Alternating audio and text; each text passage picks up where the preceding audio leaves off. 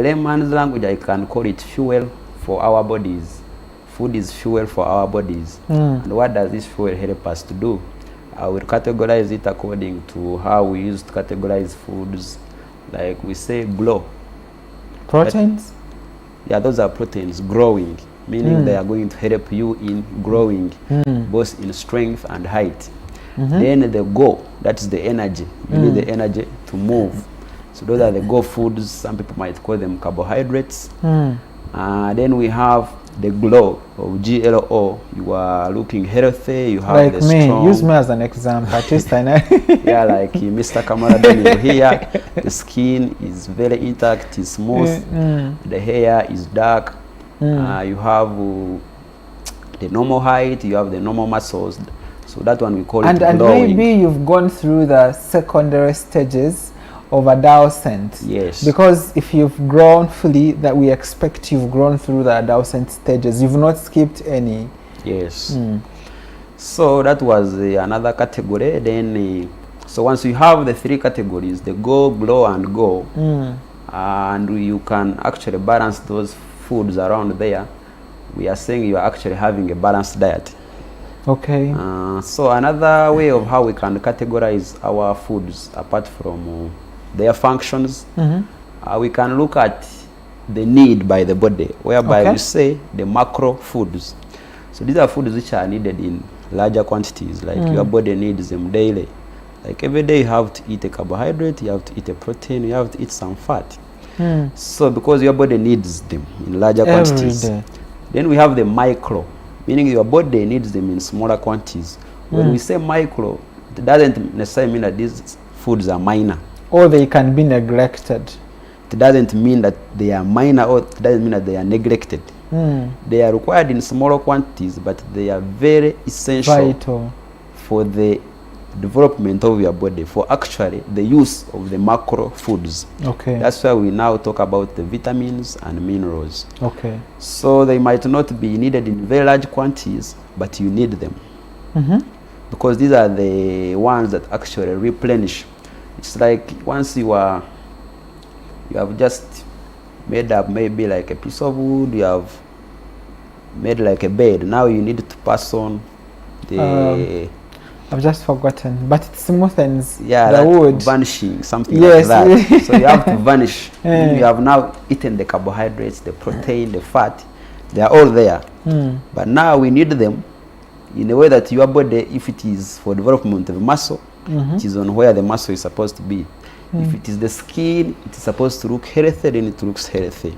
If it is to protect your body against killer diseases or these attacker diseases, that's where we call in the micronutrients, the vitamins and minerals. And when we talk about these foods, people, they normally confuse their sources. Okay.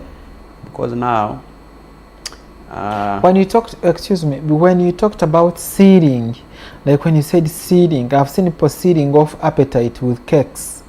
I want seed off. I want seed off. I think that one normally comes up with the food timetabling. Like in general, we normally have breakfast, lunch, supper. That's how it's supposed to be. But when you look at the work schedule of most people, very many people are tempted maybe to skip breakfast, and even at lunch they are caught up. So that's how they come up with the ceiling with a certain snack. Maybe if I can call it, they say, I will just take a snack. I will grab a snack, I will grab a fast food, I will order something like maybe fast food, fried chicken and what. Okay. So we end up skipping the normal meals and we replace them with what we can call fast food snacks. So maybe we shall look at some of the dangers associated with fast foods and why actually we are supposed to have a timetable for eating. But before we dive into that, much as we are in Uganda and it is World Food Today, I would want us maybe to look at the security of food here. Please, let's look into. But of course, we would want also to ask our viewers to join our social media platforms, either on YouTube, Facebook, or Twitter, to drop their comments. Have you had food today? And if you've had, which food have you taken? Please comment by saying yes, then you put the food you've taken, either matoke, maybe a purple, maybe anything that you've taken and you would want us to know about. Please visit our social media platforms who are streamed live so that you can engage with us on the World Food Day. But of course, we have people who have slept hungry, or those who do not have hopes of eating tonight, right? Yeah. So those ones we really, I really don't know what to say. Because we have a lot of food insecurity that's roaming around, and Uganda, we are standing at 15% of food insecurity. Yes, yes. Please go on and tell us about what food security is and what should our viewers know regarding food security. How can our households ensure that they meet the dietary requirements or the foods that are required by the body daily with the minimal monies that they have at hand? Because we would want really to ensure that these people, even if they have 10K can provide for their family. Yes. We can look at simple proteins, the plant proteins, we can look at the carbohydrates that these families can eat and they meet the requirements. So I think briefly, when we say food security, like security by its term, it's just general meaning. For example, Uganda is secure because we have the army, the police, and what. But when you say food secure, like for a household to be food secure, it means that a household is food secure when at all times. When I say at all times, it means Monday throughout. Monday to Monday. Yeah, at all times, this household has physical and economic accessibility. So you mark the words. When I say physical, when let's say physical accessibility, I'm looking at the markets. Kalere. Food is in Kalere already. Are you near a market? Or if it is a village setting, do you have a garden? So that is physical accessibility. Economic accessibility, we are talking about urban settings. Even money.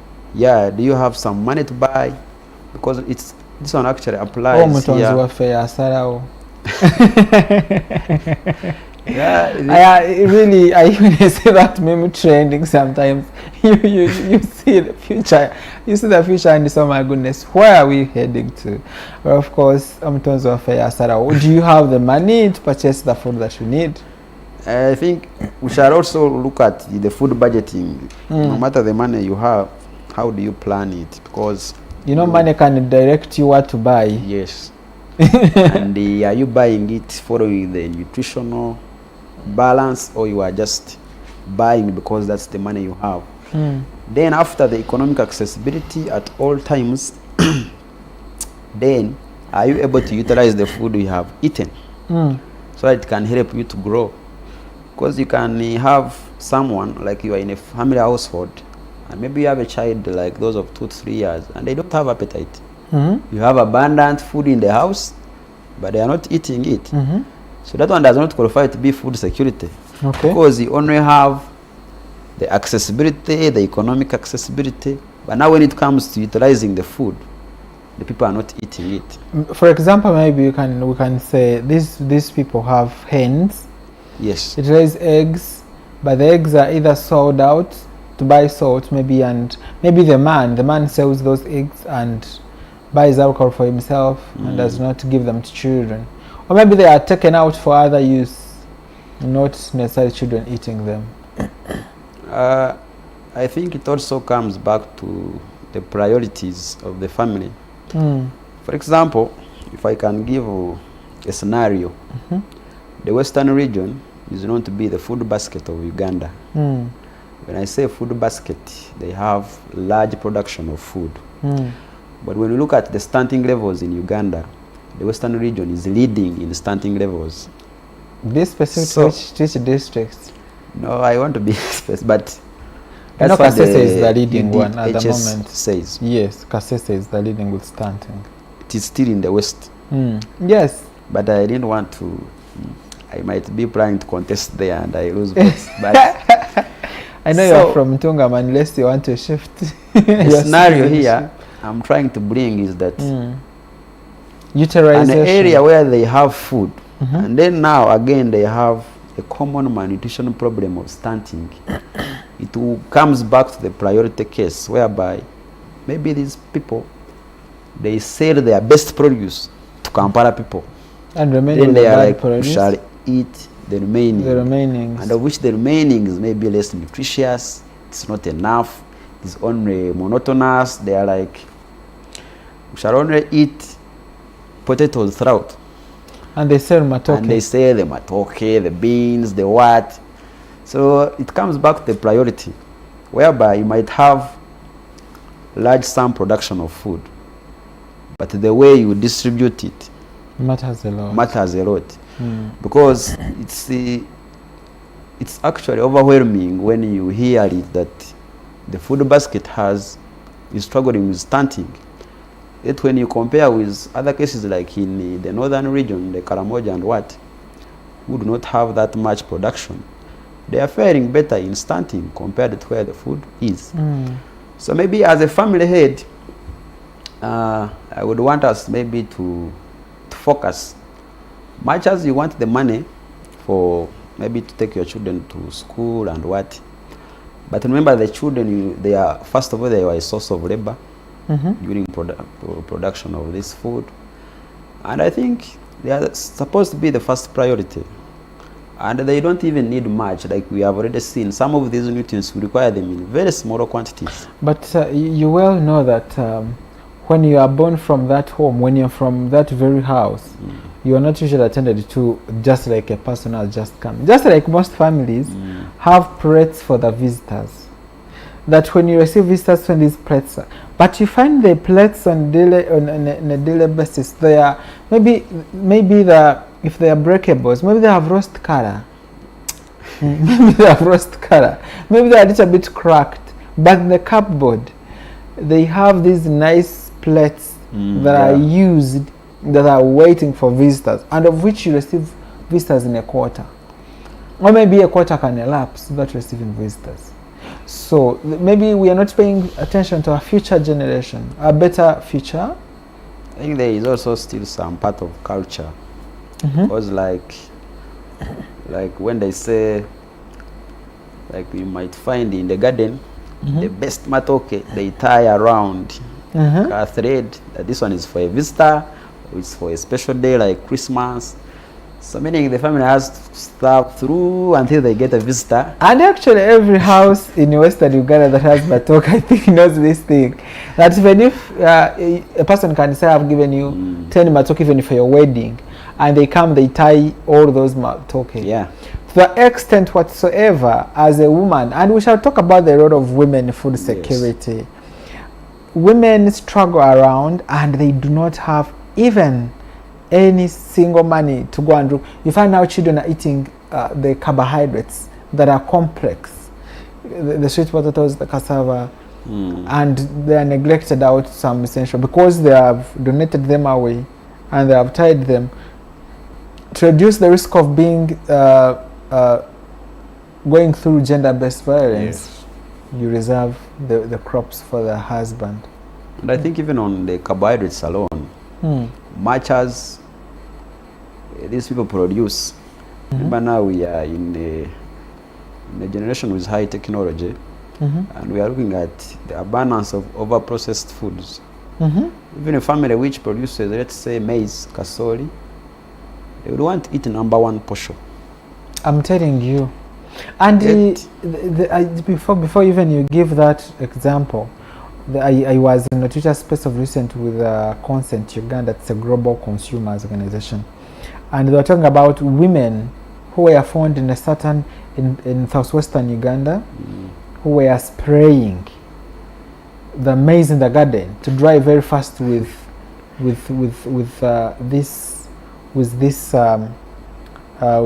how can I say it, this medicine that makes grass dry, because they wanted to make it dry very fast. Yes, I think so, so that they can get, you know, these secondary schools that ask for posho, that they have to bring 10 kgs of this. So the school days were reaching and they didn't have, so they were rushing out to meet the demand. But remember, if that thing that has made grass dry, do you think it can enter the seeds and even goes to the processing? So it goes back to maybe the priority, like I said. Families are struggling with the school fees, and They want to pay for their children. Now they are seeing maybe the days are encroaching nearer, so they have to improvise.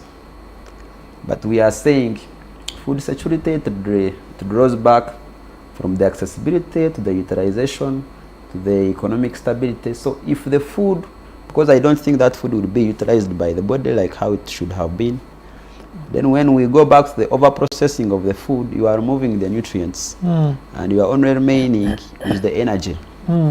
So still you are missing out on some of the major nutrients, and that's why we are having cases of malnutrition manifesting every day, yet we are in a country where the backbone is agriculture. Very true.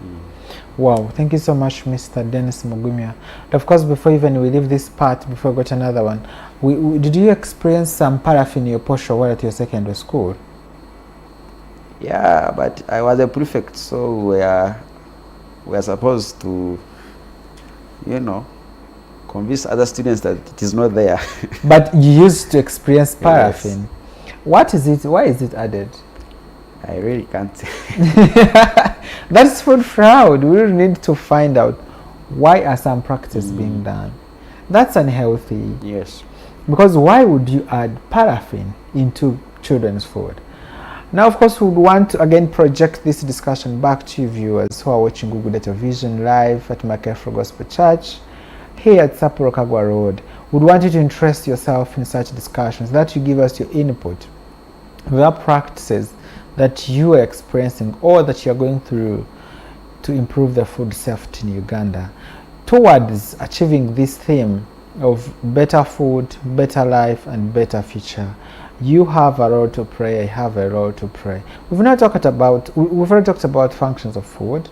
I thought we hadn't talked about it, but that's interesting that we've talked about it. Now we go for a short quick break, but when we return we shall discuss more of food, because food, it's a daily verb, it's a doing verb. See you shortly.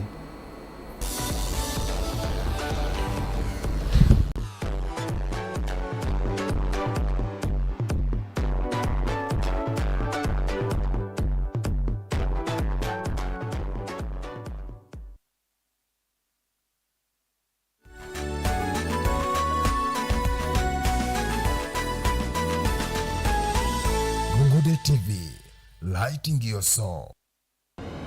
Pastor Pasteri Music Center, located along Chagwe Road on Serwaniko Music Plaza, shop number B4 in Justine Arcade, shop number G73 next to Chiseka Market, brings you all music and audio equipment and electronics like brass band items, including drums, saxophones, trombones and cornets, top speakers, bass beams, amplifiers, digital mixers, guitars, flat TV screens, keyboards, domestic lights and stage lights, cord and cordless microphones, studio monitors, sound cards, and all recording studio equipment. For deliveries and orders from abroad, call Pastor Pasteri on 0752 008 443 or 0782 008 443. Pastor Pasteri Music Center.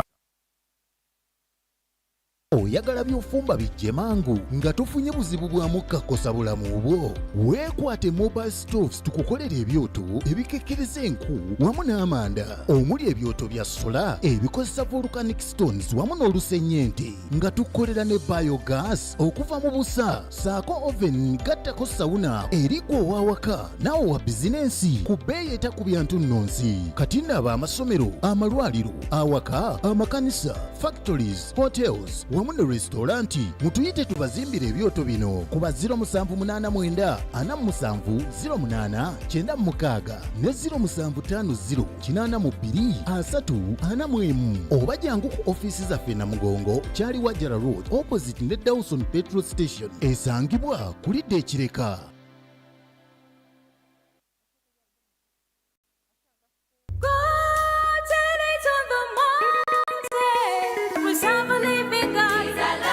God's Way High School Maganjo. With immense gratitude to God, we celebrate the outstanding achievements of our O and A-level students.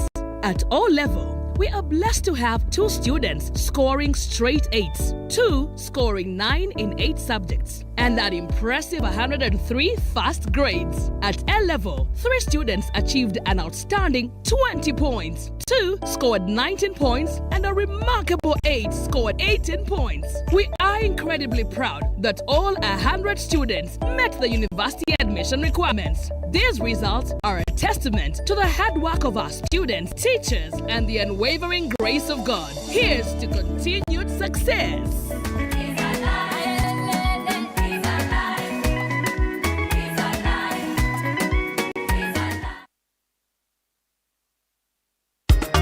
Abajje Viki ffe tusinga mu byamataka ffe tusinga ffe abajje Viki Properties Limited banno ddala mu kutunda plots mu bitundu ebyenjawulo ate nga nteeketeeke zirina n'ebyapa byesigika hohohoho tulina n'amataka ag'okulimirako gwayagala okulima n'okulunda tweyune ennyumba ez'okugula n'okupangisa nazo tuzirina tukuba pulaani n'okuddaabiriza amayumba n'ebizimbe ebikadde era n'okuzimba tugoba ku biwandiiko by'ettaka saako n'emmotoka empya tuzirina tusangibwa Nansana Koyima Road awo ku Post Bank opposite Total Nabweru atwetaaze kuba ku namba z'essimu zino wammanga noti 759 noti 27241 oba noti 756 noti 71423 abajje Viki ffe tusinga mu byamataka ffe tusinga Gagade eyazikwaya zonna mu ggwanga eya 2024 ekubye kodi Holy Gate Square wamu ne Lord of Grace Church Kawala basabuukuludde yakubera mu kusobweza 2 omwezi ogw'ekkumi 2024 ku ssaawa 6 ez'emisana okutuuka gwalaba era anyumirwa bwe weesalirawo noga nti kazinawaka mwotululira sikwaya nga zesaza obwambalo nolosolera awo ku Glory of Grace Church Kawala ewa Musumba Abat Heavenly Angels Grace Celebration Choir Shalom Choir Healing Voices Trumpet Choir Omega Glorious Choir Victors Alpha and Omega Choir Agape Streams World Changers Echoes of Mass Cornerstone Solo Hunters Divine Choir Soul Winning Choir nsonyiwe sisobola kusimalayo okuyingira kwa bwerere nolina bigenda kubera live ku Facebook YouTube n'emikutu gya social media gyonna emirala era kwaya enasinga ba viewers oba comments yakwewangulira ekirabo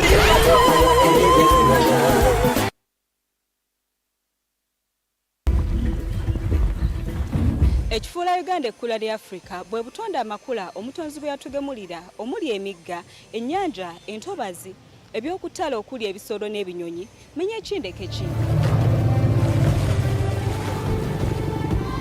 Wabula ekyennyamiza kwe kuba nti abamu ku ffe twegumbulidde omuze gw'okusaanyaawo okwonoona n'obutassa kitiibwa mu butonde omutonzi bwe yatugemulira. Kyokka wakyaliwo essuubi era nga bwe baalugereesa nti otayimukira bbango teweebika. Naffe nga Good TV twasalawo okutuusa ekkatala lyaffe ery'okubunisa amawulire agakwata ku kukuuma okutaasa n'okutabakanira obutonde bw'ekkula. Taasa Uganda, taasa ekkula, nange nno Bushabba Kanansa. Buli Lwakutaano mu mawulire gaffe agaguddewo ku ssaawa emu ey'olweggulo.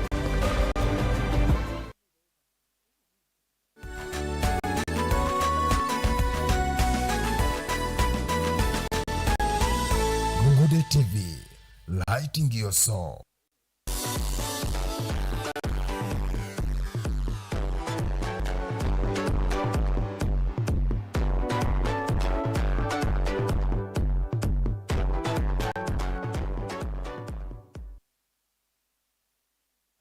To welcome to our health and beauty program with me, Kamara Daniel. Just like I've been requesting to join our social media platforms and live stream with us if you're able to be live on your screen. But also you can post your comments, opinions, or suggestions about this topic. Not forgetting to call on the phone numbers that will be displayed on your TV very shortly so that you can engage with us here live at Google Data Vision, Makere for Gospel Church, along Sapporo Kagwa Road. Now we are talking about World Food Day, and I asked you, what did you eat today? then you would say yes. Did you eat today? You say yes. Then you ate this and this, because this is very important to know. If you ate something, now the next question would be, would you want to provide in case I did not eat? Please, I may not be able, but we can see the way to support you personally, not on behalf of that television. Now, dear friends, I still have Mr. Dennis Mugumya, and of course, he's an expert nutritionist, telling us about how food needs to be taken care of, but most important, empowering families, households, and communities to ensure that they have enough foods at home to meet their dietary needs. Mr. Dennis, before we left, we were talking about food security, and I guess now we can talk about food safety, because if it's not safe, it's not food. How do we detect that food? Okay, what are the characteristics of safe food? Let's talk about what is safe food, characteristics of safe food, and what are the tellings, or what can tell you that this is unsafe food? Of course, thank you so much, Mr. Kamara, and our viewers. Once again, we welcome you to this second session.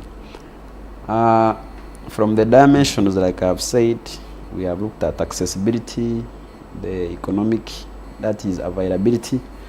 Now on safety, it's part of utilization. Like your body needs to utilize safe food for it to actually use it to nourish itself.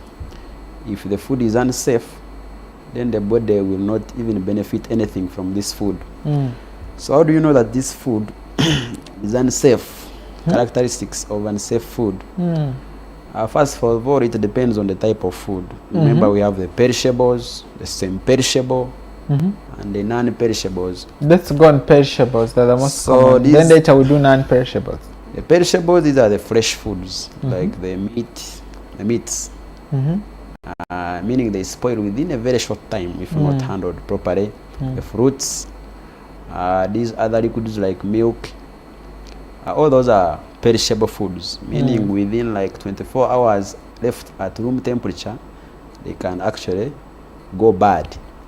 So what are some of the characteristics? They might change color.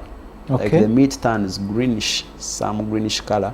And the fluid discharge. And yeah, that fluid discharge.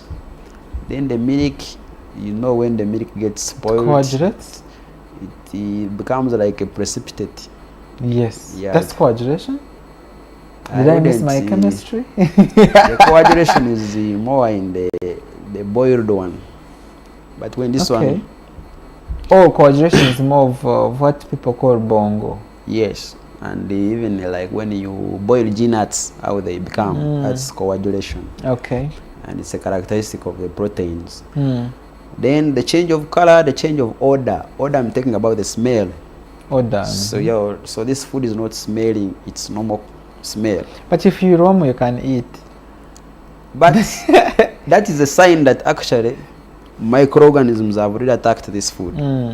So if this is a child whose immunity is still low, they are likely to have effects, the diarrhea, the vomiting, and they will not have utilized this food. Very much. And what are some of the sources of this contamination? When we look at the fresh foods, I think the biggest threat here are our hands. Because we carry microorganisms in our hands wherever you are going. That's why they say whenever you visit the toilet, wash your hands and what. But it should go back to whatever you are going to touch.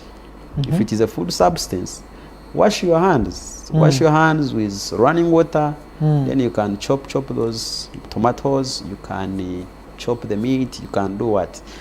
Because the organisms you carry in your hands, once you put them on the food is already nutritious, so and they want the nutrients. The temperature is the room temperature. Then it goes back to the storage.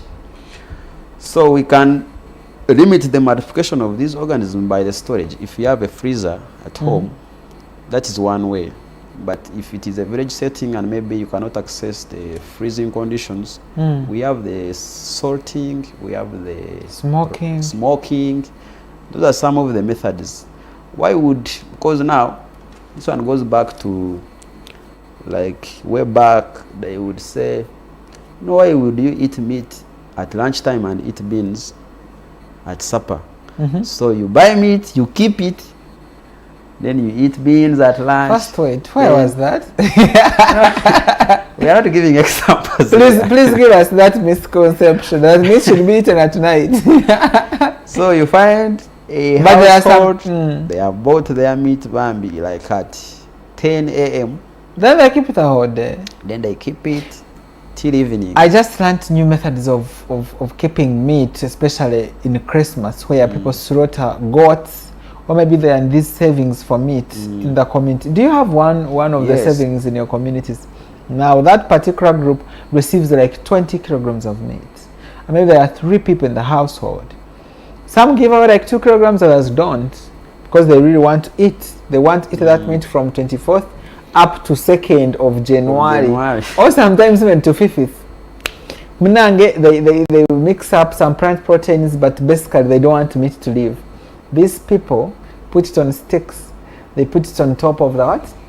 Of the fireplace. Of the fireplace. Yes. The meat will remain the way it is, and actually sometimes it gets ready and you start picking and eating even without preparing. Rise very smoothly.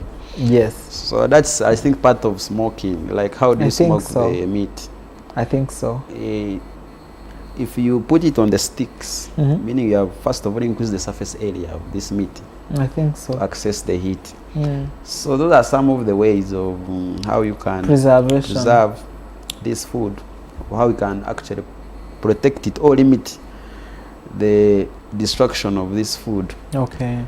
So we come back to now these same perishables. Mhm. For example, now the flour. Flour gets damaged when But it, over some long time, Like 6 depending months on maybe. depending on how you keep it. despite you keep it very well, Yes. how it develops some woozy. Yeah, and this one goes back to the moisture. But if you get the woozy, you remove them one by one, you make your porridge. first of all, that's a sign that that food is already getting spoiled. And you put in some milk and, And enjoy. when we say food getting spoiled, already food has microorganisms, but they are still at a very low level, and maybe the condition that they are at, they are not being supported to multiply. So once you put it in a condition where the microorganisms can actually multiply, then they spoil the food. So the cereals, you have seen in grocery shops, they have these, they call them what, these stands where they put the flours. Flours are not put on bare ground because they are like to attract the moisture. And they from the absorb ground, it and yeah. it holds itself like, Yes, like a and stone. The water or the moisture is one of the components that support microbial growth in foods. Each place that has water. Yes. So they are always suspended at a certain level so that they are off the ground. And then I normally see, like in the shops, these people open the dayers, And they don't cross. and they leave them. This is rice, this is number 1 portion, this is number 2. Number And 3. they are open. So you can imagine if you have a shop along Sao Paulo, With a you can dust. imagine how dusty it is currently. So each vehicle that passes, it You adds on see. your flour some flour. I don't know whether you I understand. So, meaning this food is not actually covered. Even when hens are passing by, when chicken with some stores in the village, if they have chicken, even children can come and pray inside the Pig, flour, even even mix. sugar, all of those products. So covering the food. And when it goes back to the village setting where we have, let's say you are in a family, you have children who have to pack food the next day. I understand you might not actually be able to wake up and prepare a hot meal maybe for the child. The child has to pack what has been cooked the previous night. So some people leave this food uncovered transnight. Okay. And this food, it will attract microorganisms from the environment and what. And by the time this child eats their lunch, the food has already gone bad.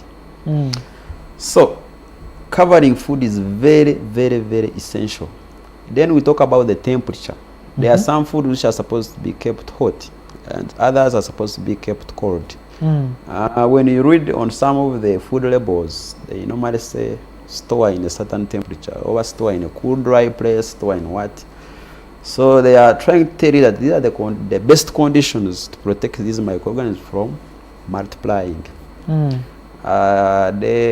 Maybe the processed food, they normally have expiry dates to actually tell you when this food is likely not to be consumed. Yeah, consumed, that is. But now the food you are preparing at home, you might not be able to tell the expiry date, the expiry time. So you just try your best to cover it. And food should not be, like the cooked food should not go for more than 2 hours. Then another misconception is reheating. See, I will give I don't know, it's like a scenario. This is a food which has maybe slept over. For example, let's use meat. Yeah, it has slept over. It's very cold in the morning. So you are like, before I eat this, let me reheat. To activate the nutrients. But remember, there are microorganisms there, which were just asleep because the temperature was very cold. So what people do, they put on the heat for like 3 minutes. They remove. And they remove. What you have done is actually very dangerous, because that heat is the best for the microorganism to multiply. So you either decide to power away the food, or you heat this food again until it boils. So it boils and you kill the microorganisms. I've seen people even reheating nuts. Yeah. Can you reheat nuts? I've seen reheating nuts, at least beans. Reheating. But not nuts. That's how nuts see when you're reheating. Reheating is not like something like, they call it this thing of 1 minute and then you remove. Reheating is the normal cooking way. You recook. You actually recook. Okay. Because that reheating alone of 2 minutes, you're actually telling these guys, you wake up. Okay. And for them, the moment they wake up, they keep multiplying. By the time you serve the food, it's already going bad. Okay. Thank you so much, Mr. Dennis. And of course, now we would want to once again ask ourselves, according to a theme that better food, better life, and better future, what are you not doing right at your household? How are you treating the food? How are you handling it? Because this all gets back to you in the long run. And of course, we now want to talk about the street food, the street junk and fast foods. These ones are the most prevalent, common, cheap, accessible. Every person eats at least a street food at least daily. And of course, my question goes back to you, the consumer. What are you eating and why are you eating it? And of course, Just Know Best has moved from 16% in 2016 to 27% 2022 Uganda Demographic Health Survey. And of course, you know, we have very many other statistics that are worrying regarding the non-communicable diseases. Mr. Mugumyo, give us a highlight about the fast foods and the non-communicable diseases, as we intend to promote a better future to generation. Thank you so much once again. This is actually a very good topic when you see the rise in the non-communicable diseases here in Uganda. These are the diseases that used to be for the first world countries, if I may say. Then even when they reach Uganda, we say these are the diseases of the rich. But currently, everyone can get a non-communicable disease. When we say non-communicable, this is a disease which cannot be transmitted from one person to another, like by contact. It's not contagious. This is a disease that is actually, one, it comes due to your lifestyle. The food you are eating and the life you are living. And then genetically, if it is well favored in your genes, that is also one other way. But those are the two main forms of how these diseases manifest in the people. And there are so many, the cancers, the diabetes, the hypertension, the heart diseases, name them, the stroke. So, but when we come back to the nutrition part of it, we look at these foods actually being brought about by the constant intake of certain foods. You might be in your youth age. You are living your life at a high peak currently. Like you. Yeah, it can be you also. And you might not be able to see the danger signs of the food you are actually taking. Yeah, every day you're taking the fry, Oh, fries. And now when you move to Chikoni, the line is overwhelming. Yeah, actually the other day I was passing at some area there. This person, it's there in Chikoni. This person sells fried chips, these chips and this chicken. There were actually 2 long lines actually reaching the road. And she was working. And she has been there, and she does this thing every day. And now she's a known seller to have the best fries, with crunchy. even fried eggs. So when we say fast foods, first of all, these are highly processed foods. Then these are foods again which have been over fried, like they are highly grease oiled. So we are not discouraging the use of oil. I don't want Ugandans to mistake this.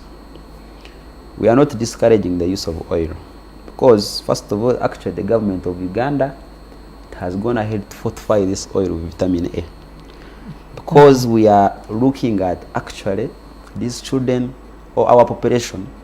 The best way they can actually access vitamin A is using oil, because we are at least sure like 70% of the families, they use some cooking oil. But the problem comes here. How often do you use oil? If you have ever seen how people fry chips, someone powers, let's say like 2 liters of oil on the frying pan. This person is going to use this cooking oil for like 10 days. You can imagine how this oil will be looking on the 5th day. It is very dark, I think. It's very dark. And even the food, it is flying alone. Especially this one is on the streets of Kamwacha. The ones I know, they cut fish into cutlets, then they dip into, again the same cooking out, you'll fry pancakes it cools tomorrow like that. They first fry cassava in the morning, they sell. Then in the evening they put fish cutlets. Yeah, I was hearing somebody. I think they saw the cassava which was smelling fish, so they were wondering. That's how. And those women are very manufacturing. They are shrewd for business. Yeah. So they use it for cassava early in the morning. They sell crunchy cassava. They even put for some onions. Even some avocado in the morning. Then around 4, they begin now business of fish. Each piece is 500, remember? Now they cut very many small. They put them in the same oil. Now that oil will serve a marriage purpose. Yeah. So that oil is no longer oil.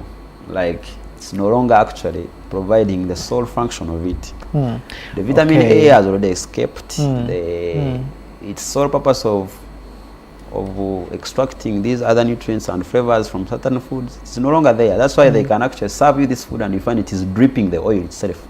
It is sticking on the food. Very true. Now, as we intend to come to closure of this program, just give us your last conclusive remarks in 1 minute, and also send your regards to anyone you would feel like. If you have your 1.5, how do they say it? Your better half. I don't know that myself. So once again, our dear listeners and Mr. Kamara Daniel, I want to thank you so much, and the Good Day fraternity, and to the listeners. My message to all of you concerning nutrition and maybe food security is that you don't need too much money for you to be food secure. As long as you plan for the little you have, you can buy a variety of the foods that are here on the market. This is an agricultural country, so you can never complain that we are lacking the food. So wherever you turn, it's a market. So use the little money you have to budget it and to buy the most nutritious foods. Then I also would like to send my shout outs, my regards, first of all to my dear family. They are listening. They are in Namugongo, Manuela and the mommy. They are also there listening. I'm also sending my regards to my people there in Chikoni. at Santa Mandela. Thank you so much for also tuning in. And the fellow students of Makerere, thank you so much for tuning in. Thank you so much for watching Google Data Vision. Now, I want to give a shout out to the people behind the scenes. That's Mr. Brian and Mr. VJ.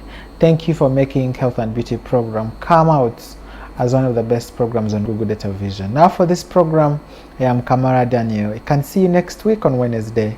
Take care, eat your food, enjoy it, love it, live it. See you.